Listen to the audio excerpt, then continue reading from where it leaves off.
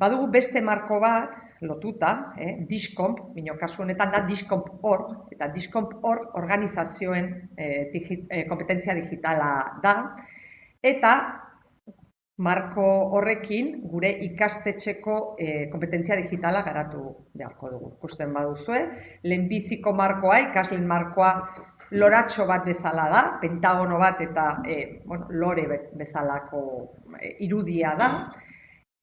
Discomp.org borobil bat dugu, pizza edo diana edo olako zerbait antzekoa, eta nork eraman behar du aurrera marko hauek nortzuk eraman behar dugu aurrera, Discomp edu markatzen dugu. Hezitzailea gara, eta hezitzaile bezala, irakaslek bezala aurrera eraman behar dugu eta saiatu behar dugu goxoki hau martxan jartzen. Beste batzuk gainetik pasatuko. Hasiko gara gure ekosistemarekin. Bizi gara ikastetxetan, bizi lan egiten dugu, ikastetxetan, eta Discomp.org horretan, orain arte lan egin dugu. Gure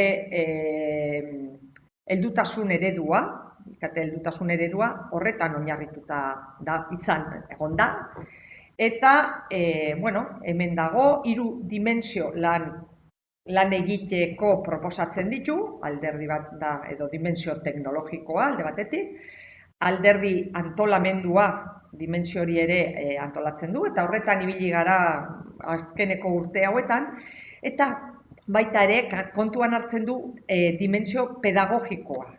Eta dimensio pedagogikoa hor dago, garatu behar dugu, eta 3 dimensio horiekin lortuko dugu gure ikastetxeak aurrera ematea eta digitalizatzea. Digitalizazio hori bideoan gertatzen den bezala ez da tresna denbora guztietan lan egitea tresna digitalekin.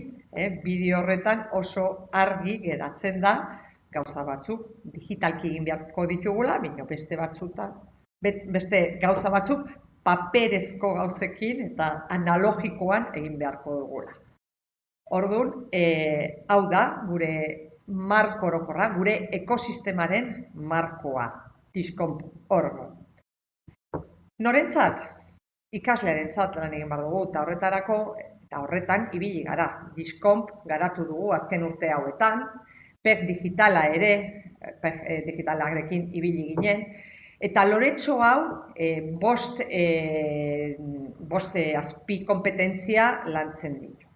5 azpi kompetentzia horiek loretxo horretan ikusten dira, irudikatzen dira, baina hemen daude beste modu batera antolatuta, lehenbiziko erronka edo azpi kompetentzia da informazio eta alfabetizazioa, informazionala, eta hori lotuta dago materialakin, sarean bilatu behar ditugun materialak, aztertu behar dugu, ebaluatu, erabaki, filtratu ikusi eta erabaki horiek erabili behar dugun, edo ze materialak, edo ze informazioak garatu behar ditugun, edo sarean aurkitzen ditugun materialak, nola eta baliogarriak dira gure lanerako. Badago beste kompetentzia bat, eta da komunikazioa eta kolaborazioa, eta hori ere horretan ibili gara, eta gure ikasleekin ere, aurrekoa ere gure ikasleekin lan egin dugu, eta beraiekin ere saiatu gara, erakutsi diegu nola egin behar duten bilaketa horiek, eta komunikazio eta kolaborazioa ere interneten eta sarean nola egin, horretan ibili gara, pandemia ere etorri zen, eta pandemia garaian interneta izan zen nahiko baliogarria, lagungarria, eta hor balio izan zuen interakzioa partekatzeko, konektatzeko, eta hori guztia landu genuen. Eduki digitalak ere sortu ditugu, badakigu sortzen, eta badire hainbat hizkuntz berria, multimedia, audiovisualak, eta horren inguruan ere lan egin dugu, jabetza intelektuala ere hor kontuan izan behar dugu, eta, bueno, askotan ere horretan ibili gara, jakiten, bueno, aztertzen, ikertzen eta ikasten zer partekatu eta zer ez, eta, bueno, hori izan da gure lana baita ere. Ziurtasuna, segurtasuna hor dago ere bai, identitate digitala landu behar dugu, landu dugu gure ikasleekin, horretan egon gara, nola erabili gure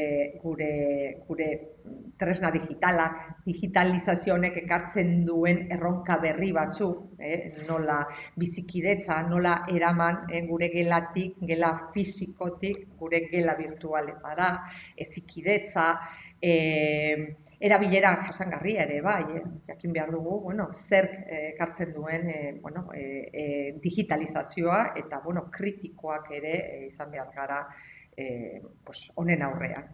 Eta gero arazo konpontzearena, eta hau niretzat oso ideia potente bat da, zen azken finean hezkuntza prozesu bat da, ikastearena prozesu bat da, eta horretan ibili behar gara. Eta arazo teknikoak baldin baditugu horretan ibili behar gara, saiatuko gara beti konpontzen, ikasten, gauzak hobetzen, guk egin dugun bezala, gaur arazo batzuk izan ditugu gaur goizean, eta arratsalderako, gauzak konpondu ditugu saiatu gara, eta, seguru aski orain arratsaldean izango ditugu baita ere, akatsak eta gauza batzuk seguru aski ez dira hain ongi aterako, baina, horretan ari gara, gu ere prozesu horretan, eta gustatzen zaigu gainera, pentsatzea ikasle onak garela, eta